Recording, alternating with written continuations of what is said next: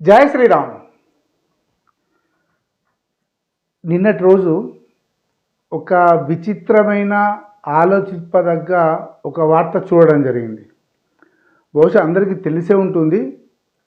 అయితే ఆ వార్త ఏంటంటే, గాజాలోని పాలస్తీనీయులను పక్క దేశాలు, అంటే దాని పక్కన ఉన్న చుట్టుపక్కల ఉన్న దేశాలు, ఈజిప్ట్ కానీ, జోర్డాన్ కానీ, సౌదీ అరేబియా కానీ, యూఏఈ కానీ, ఖతరు, పాలస్తీనా, ఇట్లా అరబ్ లీగ్కు సంబంధించిన కొన్ని వారికి సంబంధించిన దేశాల వారిని ట్రంప్ ఒక చిన్న రిక్వెస్ట్ చేశారు, ప్రతిపాదించారన్నమాట. ఎందుకంటే గాజా మొత్తం భస్మీపట్లం అయిపోయింది, మొత్తం కూలిపోయింది, అసలు అక్కడ ఏమీ లేదు. అది ఇంకా డెవలప్ అవ్వాలంటే, అది మళ్ళీ ఎప్పటిలాగా కావాలంటే కనీసం ఒక 100 సంవత్సరాలు పట్టే అవకాశం ఉంది. అక్కడ ఉన్న శరణార్థులను మీ దేశాల్లో ఉంచుకోండి అని ఒక ప్రతిపాదన చేశారు. విచిత్రమైన విషయం ఏంటంటే, ఈ దేశాలన్నీ కూడా దాన్ని తిరస్కరించినాయి. అమ్మో మాకొద్దు పాలస్తీనీయులు, మాకొద్దు అని. ఇంకా ఇందులో విచిత్రం ఏంటంటే, అన్నీ కూడా మళ్ళీ ముస్లిం కంట్రీసే, అన్నీ కూడా వాళ్ళ ముస్లిం అధికారంలో ఉన్న ముస్లిం కమాండ్ ఉన్న దేశాలు అవన్నీ. అయినా కూడా వాళ్ళు రానివ్వట్లేదు, పాలస్తీన్లను వాళ్ళ దేశంలోకి రానివ్వటం లేదు.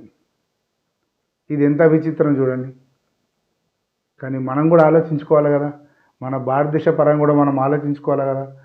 బంగ్లాదేశ్ నుంచి వచ్చిన వాడిని, లేకపోతే బర్మా నుంచి వచ్చిన వాడిని, పాకిస్తాన్ నుంచి వచ్చిన వాడిని, ఆఫ్ఘనిస్తాన్ నుంచి వచ్చిన వాడిని మనం ఎలా ఉంచుకోవాలి? భారతీయులు ఎలా దీన్ని ఒప్పుకుంటారు కదా? వాళ్ళ మత విశ్వాసాలు అన్నీ ఒక్కటైనా కూడా వాళ్ళ దేశంకు వాడు రావడానికి అనుమతించట్లేదు.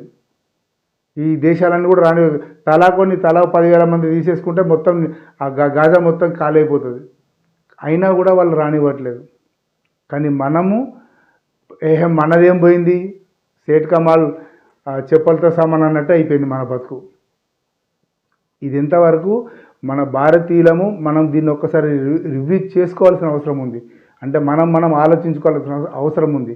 ఇలా వాళ్ళకి సపోర్ట్ చేస్తున్న వాళ్ళు, అంటే వేరే దేశం నుంచి వచ్చిన వాళ్ళు మన దేశంలో తిష్ట వేస్తే వారిని వెళ్ళనివ్వకుండా ఓటు రాజకీయాలు చేస్తున్న మూర్ఖులను గమనించాల్సిన అవసరం ఉంది. ఇది దయచేసి భారతీయ ప్రజలందరూ కూడా ఆలోచించాల్సిన అంశము. జై శ్రీరామ్.